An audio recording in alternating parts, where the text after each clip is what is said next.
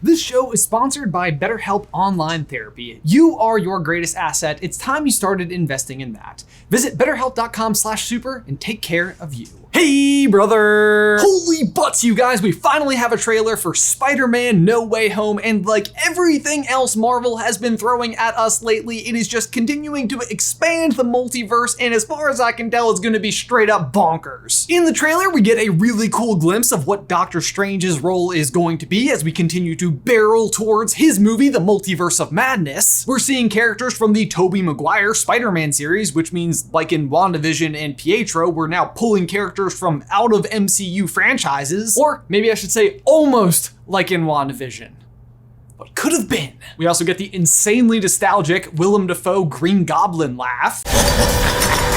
And the literal Dr. Octopus from Spider-Man 2. Hello, Peter. So as far as I can tell, Marvel and Sony are straight up going for it, and I have to tell you, I am 100% here for it. Because seriously, this is like the best kind of fan service. It's like intentional, meaningful, meta, and it works. So in case you couldn't tell, on the whole, I'm really excited we're getting this movie before the end of the year. But also, this movie seems to be blasting gigantic holes into the MCU as we currently know it. So as far as theories are concerned, it feels like anything goes. Where do we even start? Because at this point in the MCU, we literally have Skrulls, variants, soon to be in Eternals, deviants, recently in Black Widow, like face change technology, and as ever, Mephisto. Maybe, he could be anyone, who knows? But today we're gonna dive on into the trailer. Here we go.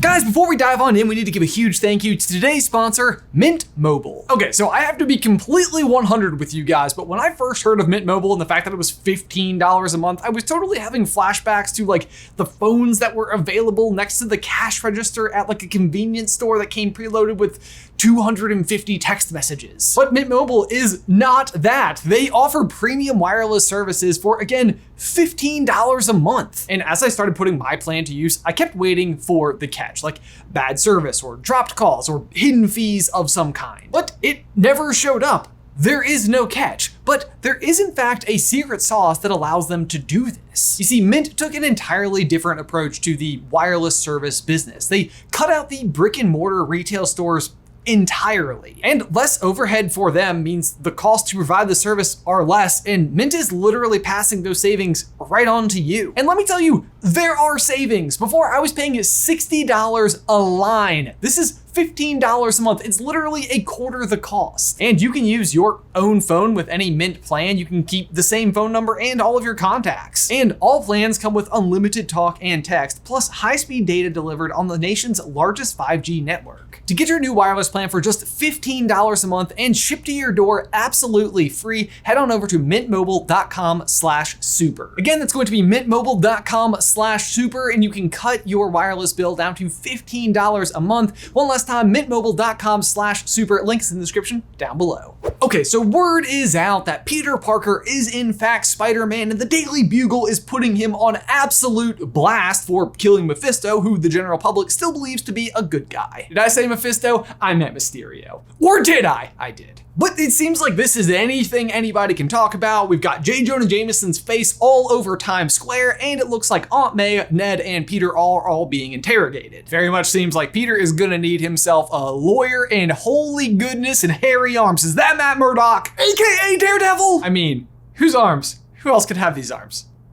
Literally nobody. Okay, so I have to bring this up because I've literally seen every single person on the internet talking about it, but the idea here is that the arm that we're seeing in this situation is in fact Charlie Cox, aka Matt Murdock, aka Daredevil from the Netflix series Daredevil. And I agree, it's extremely little to go on, but again, have you seen these arms? No, but to actually be fair, the rights for the character have in fact changed hands again from Netflix back to Marvel, so it is indeed possible. Plus, with the multiverse essentially exploding, we're already seeing a whole bunch of other fan favorites making their way into this movie. So that said, if I had to guess, it looks like this scene is happening in the movie before the whole Doctor Strange spellmaroo. But that's not even that big of an issue anyway, because when the Netflix series originally came out, it was intended to be canon, part of the MCU. The Netflix series was then made not canon, but now it seems like maybe it just is canon Again, at which point Matt Murdock is just a lawyer in New York City. Plus, it would totally be so Matt Murdock to just show up like this. It is in New York City, where he would be anyway, and it's a superhero case. How fitting! Not to mention, Daredevil and Spider-Man are friends in the comics, with one run actually featuring Matt Murdock recognizing that Peter Parker was in fact Spider-Man because they had the same heartbeat. And it has been confirmed that Netflix Kingpin is going to be the main villain in Hawkeye. So, again, arms. Kind of surprised I had to even explain any of the rest of it to you guys. But now we need to address the elephant in the room, because you may have figured out at this point in time that this Spider-Man movie seems to be based off of the Spider-Man series called Spider-Man Brand New Day. In that story, Aunt May is killed when Peter reveals his secret identity and a bullet meant for him hits her instead. Also in that story, Peter goes to Doctor Strange and asks to make a deal with him to help bring her back, which Doctor Strange then refuses. But not to worry, Peter is eventually able to make this deal by trading away his marriage to Mary Jane with Mephisto. Please, please, please, please, please stick with me.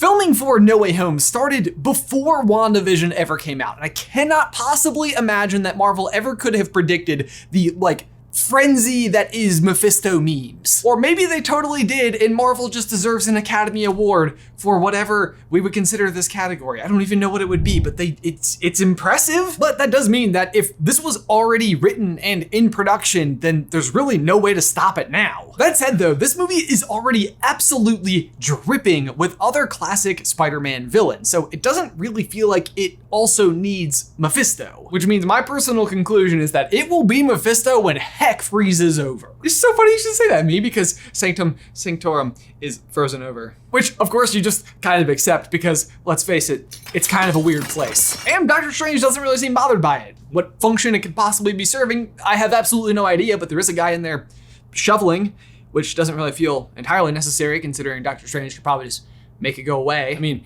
right here, he just makes fire. That does feel awfully devilish, doesn't it? But also, this movie is coming out near Christmas time, which means that we all get to debate for the rest of forever whether or not Spider-Man No Way Home is a Christmas movie. It would seem like a really weird choice to go with this completely festive angle for basically no other plot-based reason, but you never really know, do you? Or hey, maybe old Steven, that feels weird, but I'll allow it, just wanted to bust out the old parka cape. Also, how great is this mug? I want it so badly. This is unrelated entirely, but as long as we have a Fox-based mug to springboard off of, I'm gonna use the opportunity. Photos of foxes, for some reason, to me, all look like they're computer animated. What is up with foxes that they don't look real in photos? Is it just me? Is this a real fox or a drawn fox? Maybe that's it. Maybe it's a hint. Maybe it's saying in the same way that you can't tell whether or not this is a real fox or a digitally animated fox, you don't know whether or not this is the real Doctor Strange.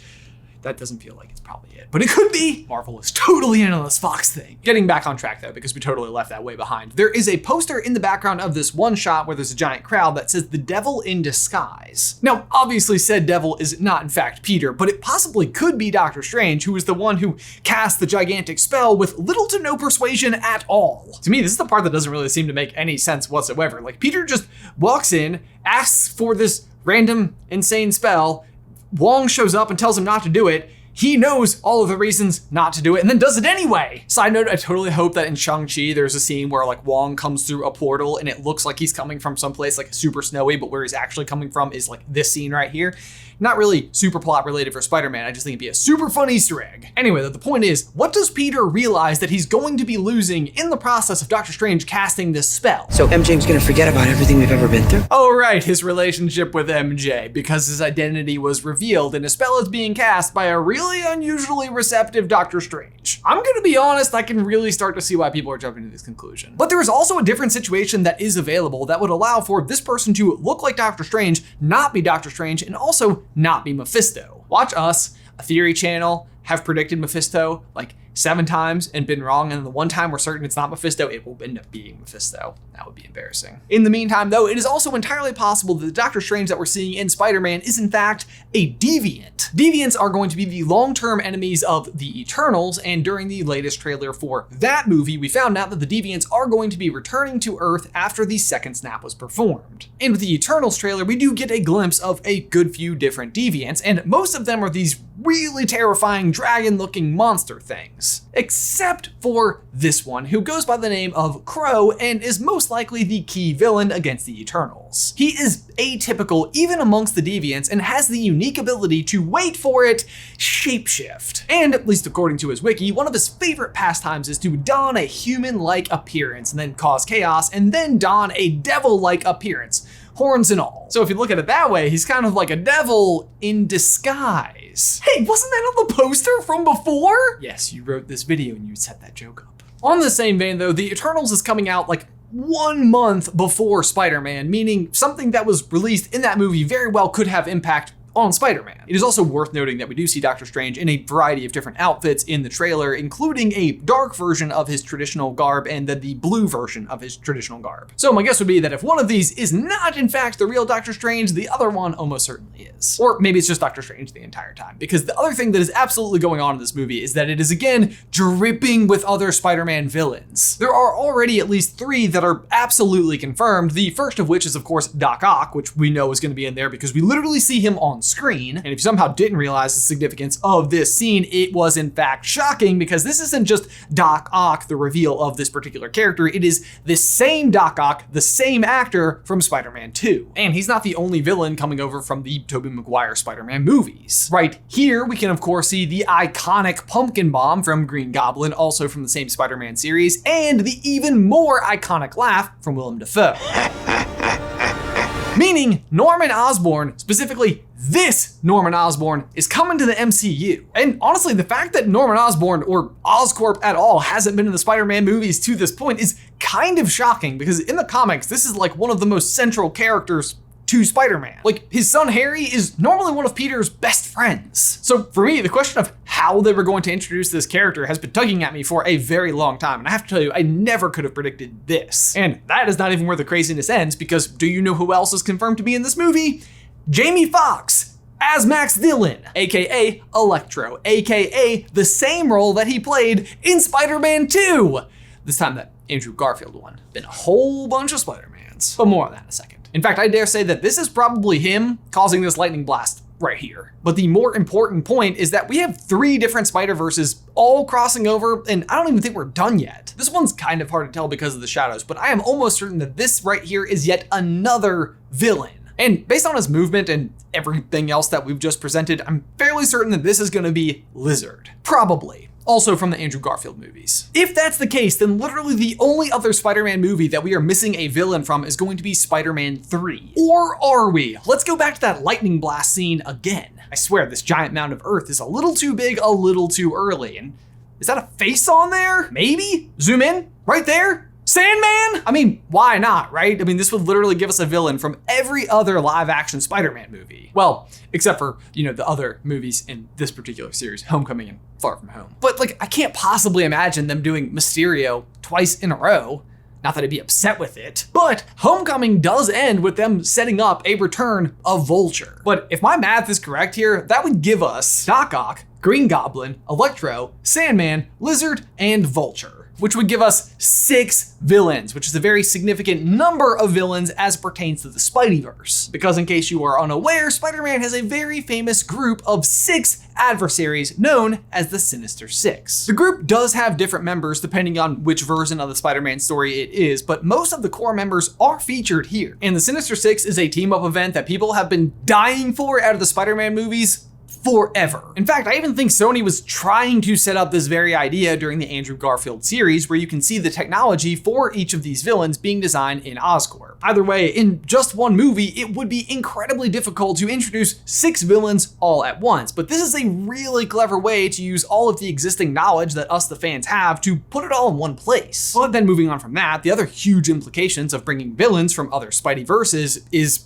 other Spideys. I mean, and not for nothing, but Into the Spider-Verse was one of the wackiest but best executed Spider-Man movies of all time, and people absolutely loved it. You're like me. Which personally I think is fantastic proof of concept for how much people want exactly this thing. And while we haven't seen a glimpse of either Tobey Maguire or Andrew Garfield in the trailer so far, I do think there is a small hint in this trailer to suggest they might be there. It's right here when Doc Ock says, "Hello, Peter." Because in this particular case, how would he know that this Tom Holland Spider-Man is Peter Parker. Now, to be completely fair, we have no idea the context of this situation or when he's even saying it because of trailer editing. So it very well could be the case that he's just seeing Tom Holland in full Spider-Man garb and just knows that Spider-Man is Peter Parker. But also, maybe he's seeing the actual Peter Parker that he does recognize, which in this case would be Tobey Maguire. Now, with all of that said, there is one character in this movie that might be throwing a wrench into literally everything else, and that is J. Jonah Jameson, who, like many other characters in this movie, is going to be reprised by his former actor, J.K. Simmons. The difference here is that J. Jonah Jameson appears at the end of Far From Home,